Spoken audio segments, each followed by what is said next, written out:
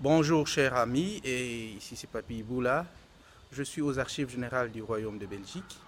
Aujourd'hui, 15 septembre, c'est la journée internationale du patrimoine et les archives ouvrent leurs portes au public. Question de faire comprendre au public qu'est-ce qui se passe en dehors ou derrière la salle des lectures. C'est une activité que nous, archivistes, devions normalement maîtriser. C'est l'animation dans nos services d'archives. Important de faire comprendre au public quel est le grand travail que l'archiviste fait en amont pour que le document lui vienne en aval et que lui soit servi dans la salle de lecture. Donc, comme vous le savez avec moi, il y a des salles qui sont accessibles au public et celles qui ne sont pas accessibles au public. Et parmi les salles accessibles au public, la salle par excellence, c'est la salle de lecture. Donc, c'est par là que nous allons commencer notre petite visite. Nous allons entrer ensemble. Ce qui est important, c'est de voir comment est-ce que nos amis organisent cet événement et avec beaucoup de professionnalisme. Et ça ne demande pas trop de moyens, mais juste un savoir-faire pour que toutes les choses se passent très très bien. Donc voilà, et ça nous fera du bien. Alors, bonjour. Donc comme vous le savez, parmi les ennemis des archives, il y a l'homme. L'homme est l'ennemi redoutable des archives. Pour pareil événement, on prévoit toujours une sécurité qui n'est pas du service. Donc, à côté, derrière moi, vous voyez madame, elle fait partie de la sécurité pour cette activité et c'est très important. Mais ici, le sac n'entre pas, on entre seul, on s'est fait enregistrer, question après d'avoir des statistiques, et puis voilà, il y a un guide, ce sont des archivistes qui assument ça, et là, ce n'est pas dans les fonctions archivistiques, nous sommes dans l'animation aux archives. Voici la salle de lecture, c'est l'unique salle qui est accessible au public ici. Le public vient ici, il se fait servir, il lit, silence absolu, mais voilà, aujourd'hui exceptionnellement, vous allez entrer dans les secrets de l'archiviste. Où est-ce que l'archiviste travaille, comment il travaille pour vous servir. Voilà. Donc, je ne suis pas seul, je suis avec Luc. Luc, c'est mon collègue d'ici. Je suis avec Serge qui est venu du Congo. Et donc, les collègues archivistes sont là. Nous sommes nombreux, vous allez voir l'équipe après. Donc, voilà, c'est question qu'on comprenne comment est-ce que ça se passe. Nous, archivistes, nous sommes à place ici. Voilà. Donc, là, il y a une petite exposition. Luc va nous expliquer. Il ne faut pas lui tenir rigueur de son français. Il n'est pas francophone comme nous. Mais voilà, l'essentiel, c'est de comprendre. Et après, ça va se passer. OK. Goedemorgen, Luc. Goedemorgen. Alles goed? Oui, bien sûr. Notre jour de porte ouverte était constitué concernant l'art. Alors, pour les archives générales du Royaume, ce n'est pas facile. Nous avons beaucoup de liens entre les archives, évidemment, et l'art. Et comme vous pouvez voir ici, nous avons quelques exemples d'expression de l'art et des archives. Par exemple, ici, vous voyez, ça ce sont des demandes de brevets. Oui. Un inventeur doit protéger sa création intellectuelle. Et comment on peut le faire? On demande au gouvernement. Voilà, j'ai fait une invention, je vais faire une description en détail. Ce n'est pas seulement en texte, mais aussi en dessin. Vous voyez deux bels exemples ici. C'est un piano. Droit d'auteur oblige, je ne sais pas filmer exactement ce qu'il y a sur les documents. Donc, oui, c'est donc ça, je ne sais pas faire. Ce qui est important, c'est que nous avons les brevets ici. C'est pour la protection intellectuelle. Oui. C'est pour la protection intellectuelle. Et l'artiste de pose aux archives générales du Royaume, ça fait partie du patrimoine national. Oui, oui, absolument. Par exemple, un exemple ici, c'est une innovation dans l'art de construire un piano, mais encore plus important, c'est l'art de saxophone. Oui. Tout le monde est au courant que Adolphe Sax, un inventeur ballon, né en Dinan, a inventé une famille de nouveaux instruments qui étaient très, très importants dans le monde du jazz. Et beaucoup de beaucoup de types de musique. Et vous voyez ici une description en détail avec dessin de plusieurs saxophones avec tout le renseignement pour la protection de son invention. Merci. Donc nous avons suivi et c'est important. Oui, ça c'est Léopold, c'est un autre remarque dans ce temps-là, parce qu'un arrêté au nom du gouvernement, c'était toujours au nom du roi, parce que ça c'était le niveau le plus haut. Oui, voilà, c'est ça. Voilà. Un autre exemple entre les archives et la vie de l'art, des artistes, ce sont par exemple ces affiches. Oui. Qui ne sont pas du gouvernement comme tel. Ça, c'est les archives du gouvernement, Oui. les autorités. Oui. Ça, ce sont des archives privées. Oui. C'est le baron Lambert, Oui. qui est un baron de haut niveau de noblesse, mais il avait aussi de l'argent, alors il était dans une banque. Il était dirigeant d'une banque. Il a acheté des affiches des années 60, du 70, la période de la musique psychédélique. Et vous voyez des affiches américaines, souvent. Oui. Et en Europe, surtout en Angleterre, c'était les groupes comme Yes et Pink Floyd. Ça, c'est Baron Lambert. Baron Lambert, oui. Vous voyez ici encore quelques exemples. Voilà. Ce sont des images un peu extraordinaires. C'était une période assez courte. Notre vie intellectuelle et musicale. Difficile à dire souvent. Qu'est-ce qu'il veut dire cette affiche?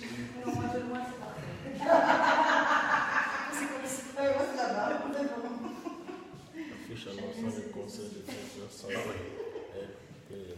Quick Silver Messenger Service et Dino Valenti.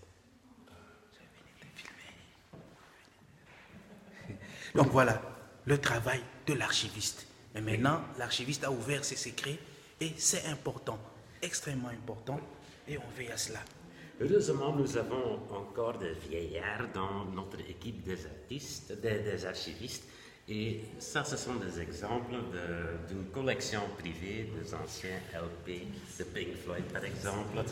Ou celui-ci, c'est The Piper at the Gates of Dawn. C'est une des premières espèces de musique, essais de musique dans la période psychédélique. Mais on doit être assez vieux pour avoir Voilà. c'est faire des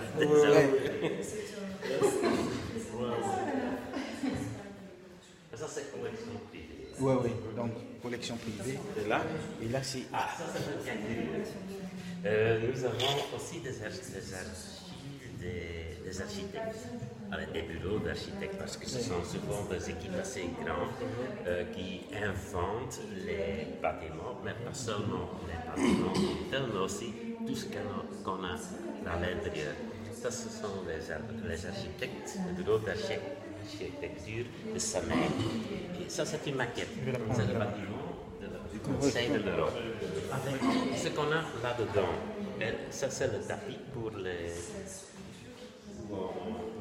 conseil. Et les couleurs pour choisir les portes. Oui, mais ça, c'est l'avantage des archives. On a vraiment le concept de l'invention et le processus de l'invention. On peut garder par les archives, et quand on a une maquette de telle espèce, on peut vraiment voir tous les détails précieux d'un bâtiment. Ce qui est assez difficile quand on a à Bruxelles, devant le bâtiment comme tel, érigé. C'est plus difficile qu'ici. Donc voilà, je vous le montre, c'est le bâtiment du Conseil européen, la maquette du bâtiment du Conseil européen. Cette maquette est gardée aux archives générales du Royaume. Donc, on comprend bien l'importance des archives et l'étendue du pouvoir qu'ont les archives. Ce sont pas seulement le papier comme on le pense chez nous. Voilà, tout ça, ça fait partie du patrimoine archivistique national et donc ça doit être conservé, très bien conservé. Vous voyez la délicatesse et l'esthétique et la précision dans la conception, mais à côté tout ce qui a constitué cet immeuble que je me ferai la peine de vous présenter en physique. Donc voilà, c'est très important et nous devons nous y mettre. Oui. Ce que nous avons aussi, ce sont des archives des entreprises qui étaient responsables pour construire les œuvres des artistes. Par exemple, les fonderies. Quand on a un artiste qui veut une statue, mais on doit évidemment avoir une entreprise qui était capable de le construire comme tel, en bronze par exemple. Et vous voyez ici des photos et des lettres qu'on peut retrouver dans les archives des fonderies. On avait des fonderies ici dans l'agglomération de Bruxelles même.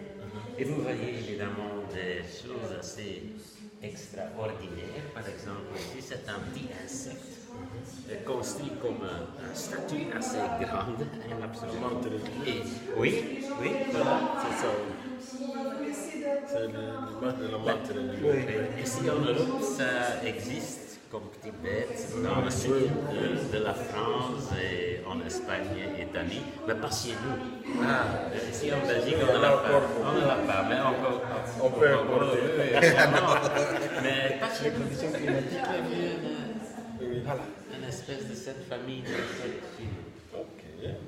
et compagnie des bronzes, ça veut dire évidemment des œuvres monumentales qui étaient inventées par un artiste, mais qui doivent être construites par une fonderie. Voilà, c'est notre Albert le Premier, comme à cheval. Cette statue se trouve à ce moment tout près, au centre de Bruxelles, tout près de la bibliothèque nationale. C'est ça. Et avec des lettres, évidemment. Donc voilà, ça c'est la petite exposition, donc c'est l'avant-goût, une petite échantillon pour donner aux visiteurs le goût de ce qui est conservé ici et l'importance, mes amis. Maître Liolo est décédé, on doit normalement récolter toutes les maquettes de Maître Liolo parce que Maître Liolo fait partie du patrimoine national. Voilà. Encore un bon exemple de la créativité humaine, ce sont par exemple ces archives du Maison Hirsch. Ça, c'était un magasin assez important à Bruxelles, centre de Bruxelles. Vous voyez ici des photos qu'on pouvait acheter là-dedans. Vous voyez immédiatement, ce sont surtout les dames qui étaient servies par la Maison Hirsch. C'est la haute couture. Ça veut dire cher. Nous sommes des humbles garçons, mais les femmes dans le passé, il y avait de l'argent, ils voulaient absolument des vêtements de haute couture. Voilà. C'est ça. Vous voyez même des photos de cette période-là. C'est totalement passé. Allez, je pense. Merci. Un grand merci. Une explication. Donc voilà les amis. Maintenant nous entrons dans les secrets. Là nous allons vers les dépôts. Autre détail, les archives ce ne sont pas seulement ces informations-là, mais il y a aussi les bâtiments. Le bâtiment a une histoire. Et la délicatesse dans les couleurs, l'entretien, vous avez vu, le goût. À l'utile, il faut toujours adjoindre l'agréable. Donc le choix de couleurs, tout cela, voilà, nous sommes dans le secret des archives. Nous entrons maintenant, voilà, suivez où nous allons. Vous avez compris, ce n'est pas facile. Voilà.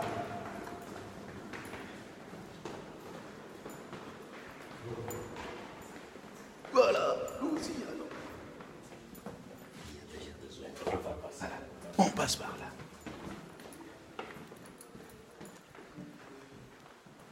Vous avez vu les amis, on y va.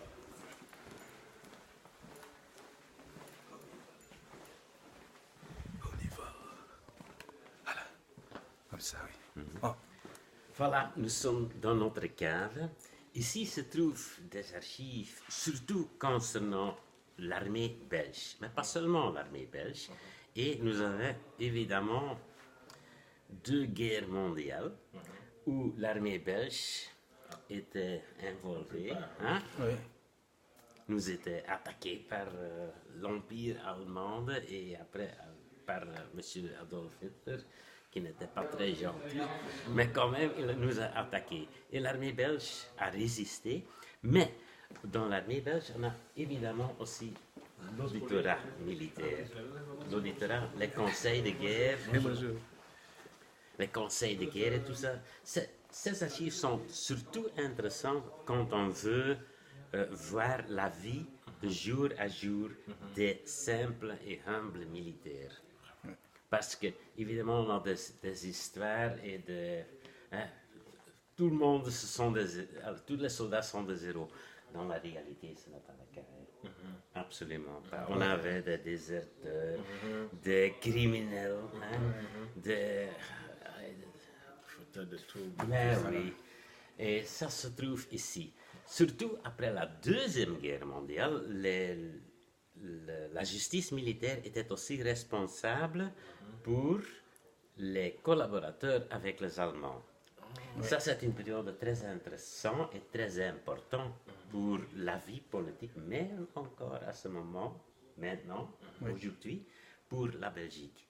Et on peut vraiment étudier les problèmes pendant la guerre par la voie des documents qui étaient rassemblés par les auditeurs militaires. Et évidemment, la justice, c'est une source importante pour la vie de jour à jour dans une société. Donc les amis, vous avez compris, archives lors de la guerre. Hitler avec l'Allemagne attaque la Belgique.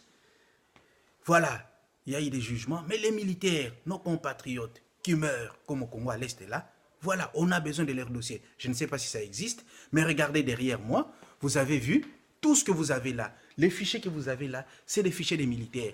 Regardez là, tout ce que vous avez derrière moi. Donc, c'est des archives de la guerre, époque de la guerre, jusqu'au jour d'aujourd'hui. On continue à étudier, on continue à chercher les causes, qui a fait quoi, qui pourra, qui, voilà. Alors, tenez bien, si on veut être grand, on ne conserve pas seulement c'est les présents, mais d'abord le passé, et on étudie le passé pour déterminer les présents et projeter le futur. Donc voilà, là, notre ami Hitler, ce qu'il a fait, on ne l'a pas oublié, on continue. Et regardez la délicatesse dans le travail de l'archiviste. Il n'y a pas de militaires. C'est pas parce que, voilà, c'est parce que ce sont les militaires. Non, non, non. Ça, c'est l'institution nationale du royaume qui a en charge le soin des archives. Même l'armée, après le temps réglementaire, transfère les archives ici. Et vous avez vu l'importance, je parlerai du matériel de conservation et tout. Mais ce qui m'intéresse, c'est lors du déménagement. Regardez comment est-ce que les archives sont paquetées.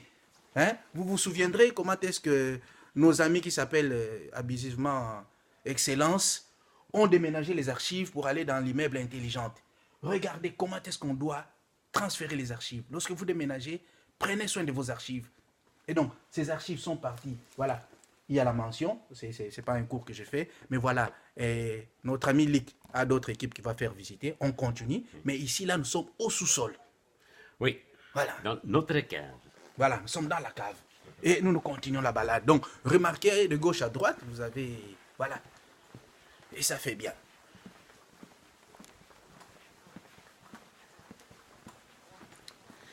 Et ici, vous voyez encore un autre aspect de notre boulot, parce que c'est tout à fait clair que nous ne pouvons pas garder tous les papiers qui sont considérés dans la société. C'est impossible. Nous avons déjà comme archives en Belgique, archives officielles en Belgique, nous avons presque 300 kilomètres d'archives. Ouais. C'est énorme. Dans ce bâtiment, ce sont des dizaines de kilomètres déjà. Mais pour avoir encore une opportunité de garder les plus importants ou simplement des exemples d'une certaine période, nous sommes obligés de sélectionner des archives. Et vous voyez ici une place de travail où on sélectionne des archives. ce sont des dossiers moins importants. Hein? Par exemple, oui, deux autos qui ont un contact. Hein? Des dossiers d'accident d'auto. Ouais. Oui. Alors, beaucoup de choses sont très banales. Ça, qu'est-ce qu'on veut? On le met en second plan. Ben oui, On on garde le jette plus une important. partie des archives, évidemment. On a des listes pour la sélection, pour sélectionner dans chaque partie de nos autorités les archives. Voilà. C'est nécessaire, parce qu'autrement, ça augmente et augmente, et c'est intenable à long terme. Et ce n'est pas utile non plus, parce que ce sont beaucoup de choses très banales. Ouais. Donc vous avez compris, le travail de l'archiviste, c'est un travail méticuleux. C'est lui qui sélectionne ce dont vous aurez besoin, bien entendu. Et professeurs d'université, ministres, chercheurs. C'est ici que se décide la vie de la nation. C'est ici que dorment les secrets de tout un peuple. Donc, tenez bien, l'archiviste, ce n'est pas n'importe qui. Ouais. Voilà. On continue notre balade. Les amis, nous ne sommes pas au palais présidentiel du Congo, nous sommes aux archives générales du royaume. Je précise. Et là, nous ne sommes qu'au sous-sol. Ici, c'est encore un exemple de nos archives. Ce sont des plans en détail qui sont le résultat de notre colonialisme belge au Congo. Oui. Vous voyez, ce sont des plans vraiment... Nous-mêmes, nous n'avons plus ça. Regardez, oui, chers Congolais. Ben, ça, c'est la réalité. Oui, oui. Il n'y en a plus. Ouais. Ici, c'est l'histoire du Congo. Téné, nous avons près de 80 ans d'histoire commune avec la Belgique. Oui. Eux continuent à conserver ce qui nous concerne, mais nous détruisons ce qui nous concerne nous-mêmes. Donc, très important, nous devons prendre conscience, et moi je suis parmi ceux qui pensent que la Belgique doit encore garder les archives qu'il a pour le Congo, dans n'importe quelle version, parce que nous ne sommes pas prêts, ni sur les plans matériels, ni sur les plans de la volonté politique. Non, non, non. Ici, on trouve encore les archives du Congo, alors qu'au Congo, même les diplômes, même les CV, même l'attestation de naissance de l'ex-président, on ne l'a pas. Moins encore celui de Mobutu. Donc, c'est important, sinon, alors, voilà. Ici, ça fonctionne. Et ça, c'est aussi important pour les archives et notre futur, hein, oui, comme société mondiale, c'est que ces archives peuvent encore aider nos sociétés à ce moment-là et dans la future. Parce que ces plans et cartes... Je vous montre le plan. Donc, qui sont très, très détaillés. Ça peut encore aider... Voilà. Les autorités au Congo. Voilà. Parce qu'on a amené les Chinois qui ont fait du n'importe quoi là. Voilà. Il y a des plans bien détaillés. Au fait, je n'ai pas le droit de filmer parce que ce sont des informations.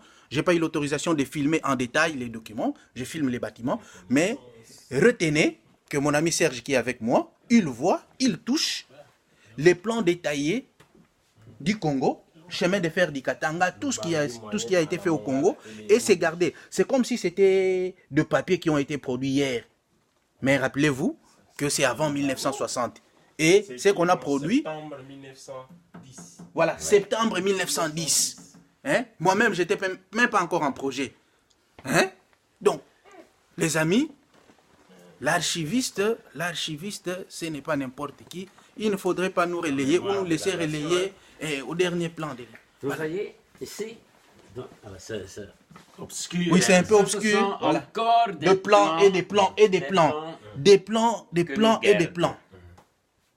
Je ferai cette vidéo, je vais mixer les images que j'ai des archives du secrétariat général des affaires foncières.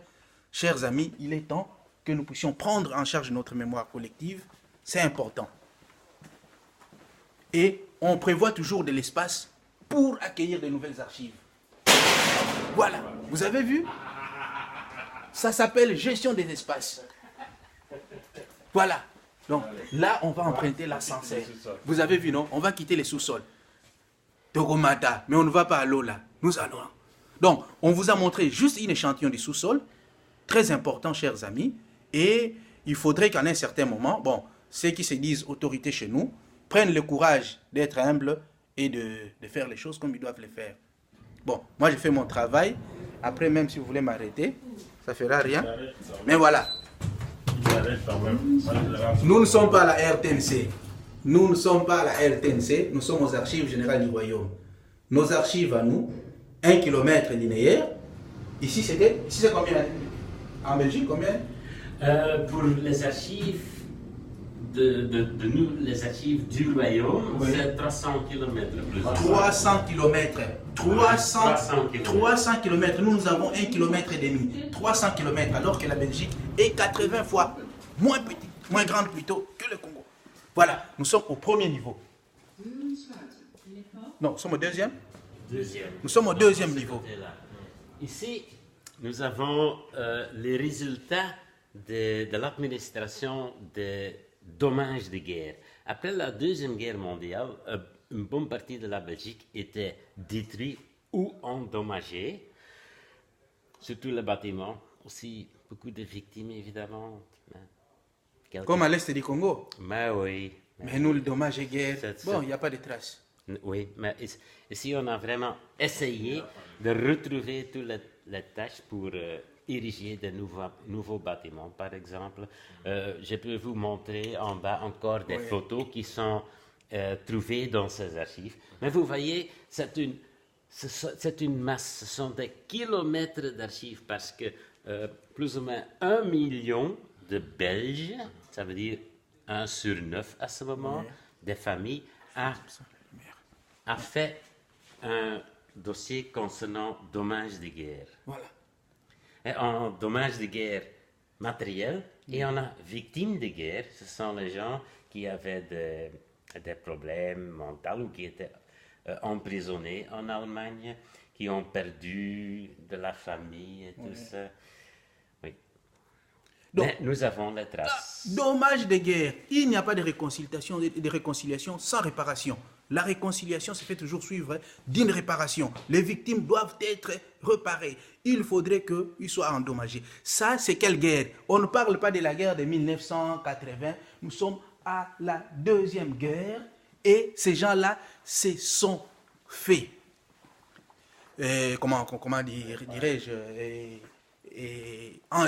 dédommager, et les archives gardent les traces. Ce n'est pas le ministère de la Justice, ce n'est pas un super président qui va arriver, qui va dire que non, ça, ce n'est pas l'affaire des archives. Non, non, non. Les archives générales gèrent la politique archivistique du royaume, et donc tout ça, c'est conservé ici. Si la justice en a besoin, il fera demande. Si un individu en a besoin, il fera demande, mais dans les prescrits de la loi. Et ici, vous voyez tous les archives concernant les inventions en Belgique. Avec un beau exemple, ça voilà. Quelque chose à Je vais filmer. Avec voilà. La production du genièvre. Vous avez vu? C'était utilisé par une exposition, alors c'est encadré et restauré parce qu'autrement on ne peut pas... Voilà. Mais c'est un fonds qui est souvent demandé pour des expositions. Voilà. Parce que ce sont souvent aussi de très belles dessins, très détaillés, vraiment... Comme une photo. Mais oui, surtout au 19e siècle, c'était un joie de voir ces dessins. Voilà, je me pose toujours la question, nos grands, où sont passées leurs archives? Ah, je continue à demander, mais bon, vous avez vu. C'est 1841. Vous avez vu l'invention. Et les petits-enfants, les futurs, les arrière-petits-fils qui viendront, ils viendront voir comment est-ce que les autres ont fait. Vous avez vu? Vous avez vu la création. Voilà. Et ça se protège. Par exemple, le frites, made in Belgium. Voilà. Mais nous, la chikwang, bon, on ne sait pas. Il n'y a aucune trace sur la chikwang. Alors que nous en consommons par milliers. Tenez bien. Donc voilà. Là, nous sommes. Vous avez vu? Bon, un peu de songi, mais entre-temps, c'est ça la réalité.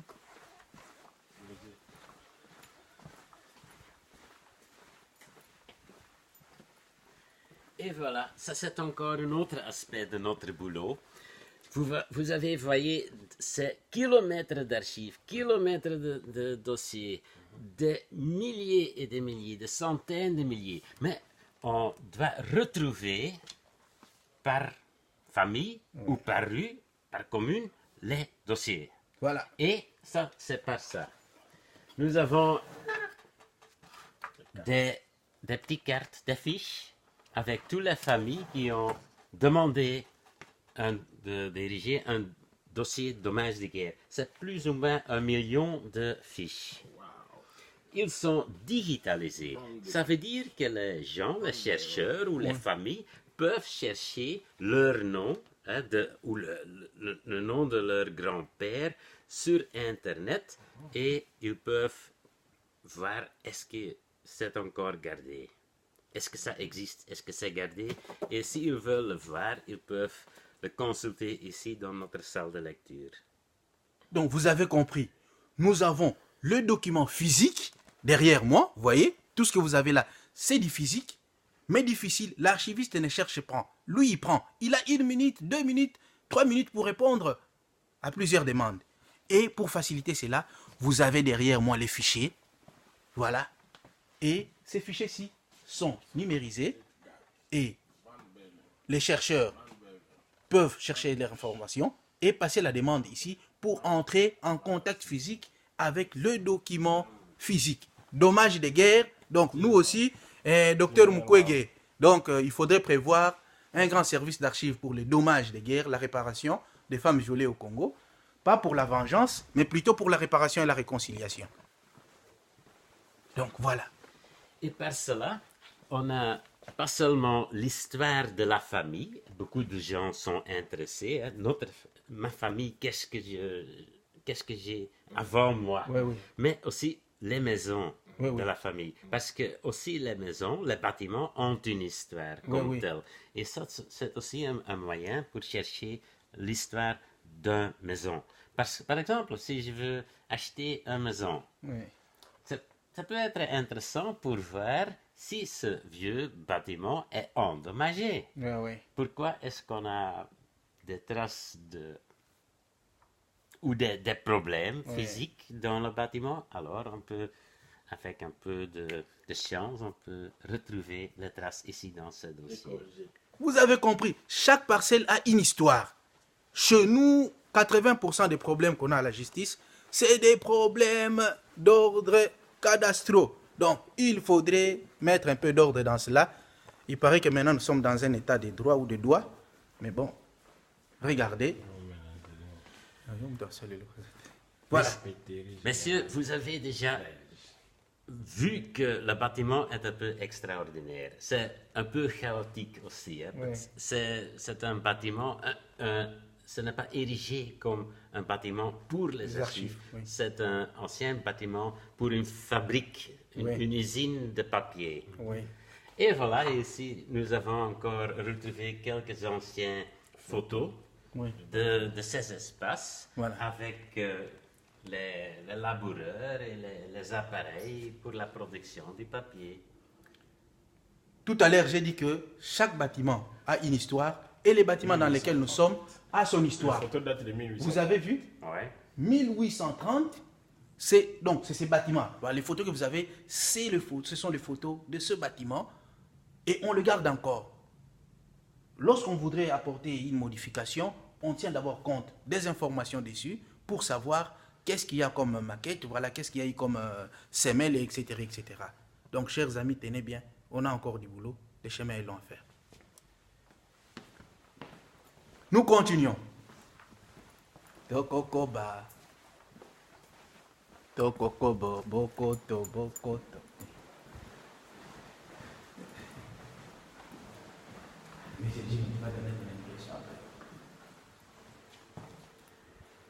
Ici, c'est une grande salle, un magasin avec des archives d'entreprise. Alors, on peut dire comment des entreprises? Est-ce que c'est une autre espèce de formateur d'archives comme les autorités? Oui, c'est la réalité. Mais beaucoup de grosses entreprises ont donné leurs archives à nous. Ça peut être très intéressant aussi, parce que par exemple la Société Générale, l'Union minière, on a des entreprises qui sont déjà chez nous depuis 200 ans et qui ont des archives qui sont encore très intéressantes. Absolument. Aussi pour l'histoire du Congo, évidemment. Voilà. Hein. Société Générale, Union minière. Mais on a aussi des entreprises, comme vous voyez, avec des noms allemands. Oui. Ça, on a confisqué après la Première Guerre mondiale parce qu'on disait vers les Allemands qui étaient en Belgique, ah, ce que vous avez maintenant, c'est de nous. Comme partie de la... Ouais, pour... ils ont volé, l'armée allemande a volé beaucoup de notre richesse et la Belgique a dit, alors je prends vos bâtiments et vos richesses comme vous, comme Allemands, ici sur notre sol, fini avec vous dehors et ce que vous avez, c'est maintenant de chez nous. Donc, ONATRA, Régie des eaux, toutes ces personnes-là pouvaient aussi déposer leurs archives et aider le pays à évoluer, à voir comment est-ce que les choses ont été faites. Je ne vous dis pas ce que j'ai trouvé à la Régie des eaux et avec tous les livrets parcellaires de cette entreprise-là. Tenez bien, nous devons faire attention avec nos archives. Et ce sont des kilomètres d'archives. Vous voyez, à Sibeka. Donc vous avez vu, il y a même le nom, Sibeka, voilà. Donc vous avez vu, et j'ai déjà trouvé ici Union minière du Haut-Katanga, Société Générale. Donc il y a plein de sociétés qui ont déposé leurs archives ici. Voilà. Bon, nous on ne sait pas Vodacom qu'est-ce qu'il fait de ces archives. Voilà.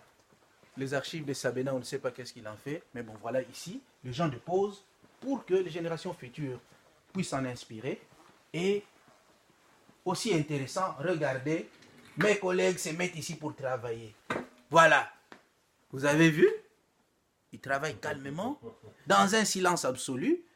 Et donc voilà, je vais vous montrer les bureaux. Mais bon, ce qui est important, c'est les travails abattus ici. Donc, important. Il doit y avoir une volonté politique. J'ai oublié un détail. Vous avez vu derrière moi les trucs rouges. Vous avez compris? Donc voilà. Ici, ce sont les archives d'une fonderie, Voilà. que ce que nous avons envoyé dans notre petite exposition. Voilà, c'est ça. Vous avez vu, donc, important les amis. Elle est trop belle.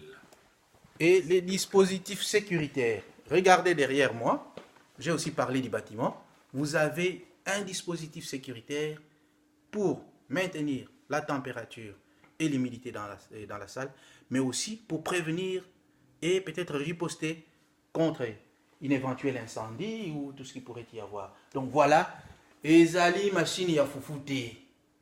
Vous avez vu? À suivre.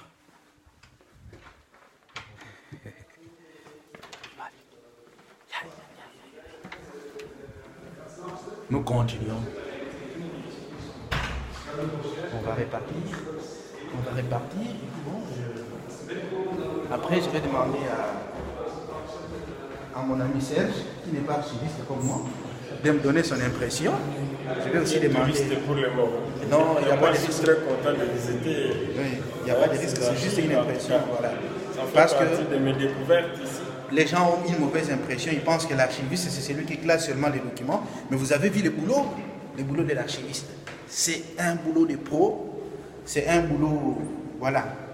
Il n'est pas seulement sur son ordinateur, mais aussi, il travaille sur les documents physiques.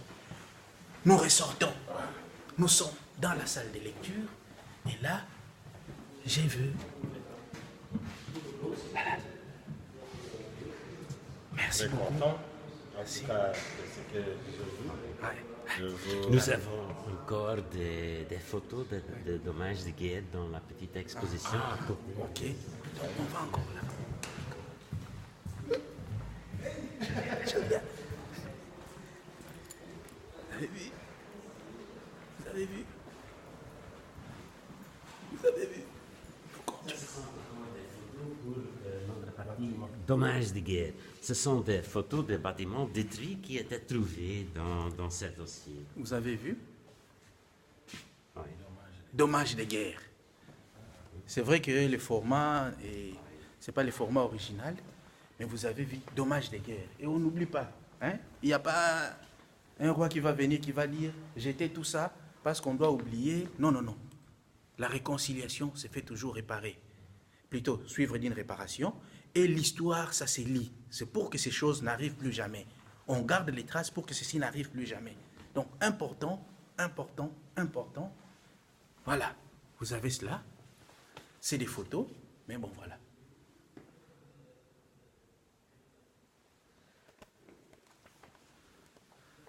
Voilà. Et ça, c'est un travail d'archiviste.